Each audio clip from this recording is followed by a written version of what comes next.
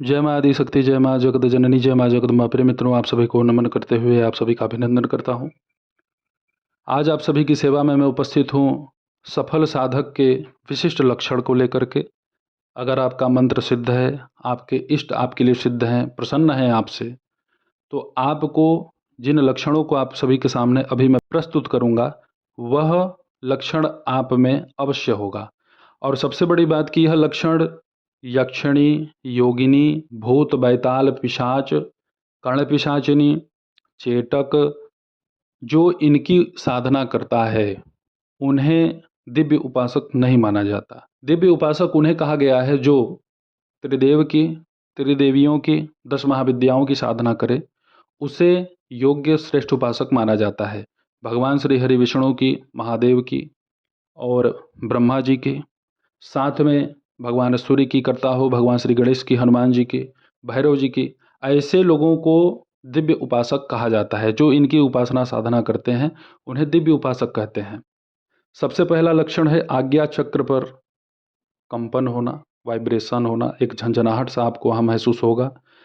आपको ऐसा भी आभास होगा कि जैसे वहाँ पर कोई कुछ दबा रहा हो अंदर के लिए, तो ऐसा भी आपको वहाँ आभास होगा कि जैसे वहाँ से कुछ अंदर प्रवेश कर रहा है, यह भी आभास होगा। इसमें सबसे बड़ी बात है कि अगर आप कोई सौम्य उपासना कर रहे हैं, जैसे किसी सौम्य देवी देवता की उपासना कर रहे हैं, तो आपको आपके दिव्य दृष्टि वाले स्थल पर शीतलता का आभास होगा।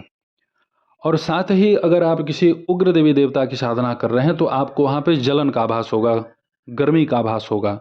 दूसरा लक्षण है मित्रों कि रात को अचानक से आपकी नींद गायब हो जाएगी।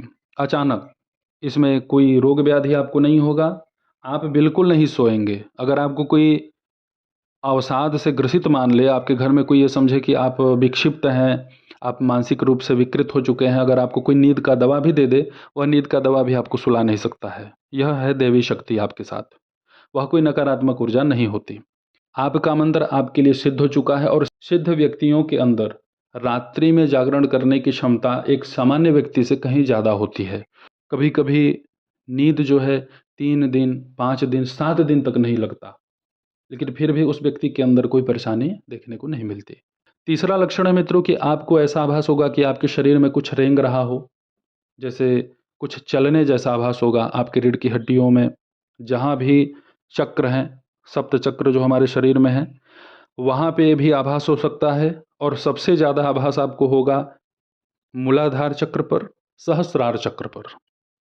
यहाँ जो हमारी दिव्य शक्तियाँ, जो दिव्य हमने साधना आराधना किया हुआ है, अपने इष्ट को जो हमने अपने प्रति प्रसन्न किया है, उनकी शक्तियाँ हमारे शरीर में प्रवेश करती हैं और यह हमारे शरीर के बंधन का कार्य करती हैं। इसलिए हमें ऐसा प्रतीत होता है कि हमें कोई बांध रहा है, हमारे शरीर में कुछ रेंग रहा है। तो वह रेंगना नहीं है, वह हमारे इष्ट की शक्ति है, जो हमें गंदे और बुरे परिस्थिति से बचाने के लिए अपनी दिव्य ऊर्जा से बंधन करती है।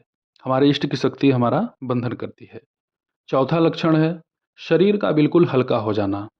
आपको मंत्र जपते समय या ध्यान करते समय ऐसा आभास होगा कि आपका शरीर पूर्ण रूप से हल्का हो चुका है। तो इसमें आपकी कुंडलिनी शक्ति भी जागृत हो रही है, आपको ये पहले समझ लेना है। दूसरी चीज़ कि आपका मंत्र आपके लिए सिद्ध है, आपके इष्ट आपके लिए पूर्ण कृपा प्रदान कर रहे हैं। आपको इतना कभी कभी हल्कापन लगेगा जब के दौरान, ध्यान के दौरान, कि आपको अपना केवल मस्तिष्क ही समझ में आएगा कि मेरे पास केवल मेरा सिर ही है, बाकी कुछ भी मेरे पास नहीं है। अगर ऐसा लक्षण आपने देखा है, आभास किया है कि आपका मंत्र, आपकी साधना सफल है, सिद्ध है। पांचवा लक्षण है मित्रों श्वास की गति बिल्कुल धीमी पड़ जाना।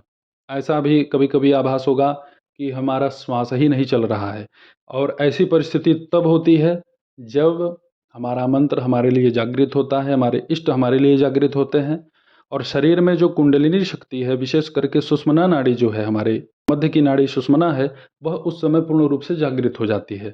तब यह शरीर में हल्कापन का आभास आता है।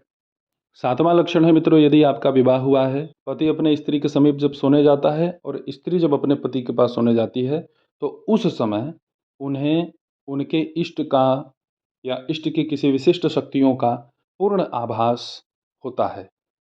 अगर ऐसा अनुभव आपको प्रतीत हुआ है, यह उच्च कोटि के साधकों का लक्षण होता है। 7वां लक्षण है मित्रों, अचानक से शरीर में कहीं पर भी दर्द या चुभन होना। सिर में दर्द हो सकता है, शरीर में कहीं भी आपके दर्द होगा, चुभन होगा, पैर में दर्द होगा। लेकिन जैसे ही आप मंत्र जप करने के लिए बैठ जाते हैं तो वह दर्द कम होना शुरू हो जाता है। जब आप अपनी साधना संपन्न करके उठते हैं तो वह दर्द पूर्ण रूप से समाप्त भी हो जाता है। 8वां लक्षण है मित्रों, स्वप्न या ध्यान में साधना करते समय इष्ट का दर्शन अथवा उनके शस्त्र अस्त्र का दर्शन आपको अवश्य होगा। और ऐसा अगर आपके साथ होता है या हुआ है, सामान्य उपासक नहीं है, आपके ऊपर आपके इष्ट की पूर्ण कृपा है। किसी भी प्रकार से अगर आप मध्य में फंस रहे हैं, कष्ट पा रहे हैं, विचलित होने की आवश्यकता नहीं है। आप केवल अपने इष्ट को पकड़े रहिए, वह आपको अवश्य पार लगाएंगे। और 9वां लक्षण, तीव्र सुगंध आना। कस्तूरी का सुगंध हो सकता है, पान के पत्ते का जो है गंध हो सकता है, कपूर का गंध हो सकता है, गुगुल की धुनी का गंध हो सकता है, तुलसी का गंध हो सकता है, दौने का जो पत्ता होता है उसका गंध हो सकता है, धूप, अगरबत्ती, चंदन, दिव्य सुगंध का अनुभव होगा। ऐसा कोई मनमोहक सुगंध अगर आप आभास किए हैं तो यह आप अवश्य मान लीजिए कि आप एक विशिष्ट उपासक हैं। यह सभी को अनुभव नहीं होता। आज आप सभी के सम्मुख मैंने एक विशिष्ट लक्षण प्रस्तुत किया जो दिव्य उपासकों के, दिव्य साधकों के होते हैं। आप यह अनुभव कीजिए कि आपके सन्मुख मैंने जिन लक्षणों को अभी प्रस्तुत किया है उसमें से अगर प्रत्येक लक्षण मिल रहे हैं तब तो अति विशिष्ट कृपा है। और अगर इसमें से 4-5 भी लक्षण अगर मिल जाते हैं तो यह आप मान के चलिए कि आपके ऊपर आपके इष्ट की पूर्ण कृपा बन चुकी है। तो ऐसे ही आप सभी के सन्मुख में उपस्थित होता रहूँगा दिव्य और चमत्कारिक विषय प्रयोग को लेकर के। तब तक आप सभी अपना ध्यान रखें, सुखी रहें, स्वस्थ रहें। जय माता दी, हर हर महादेव।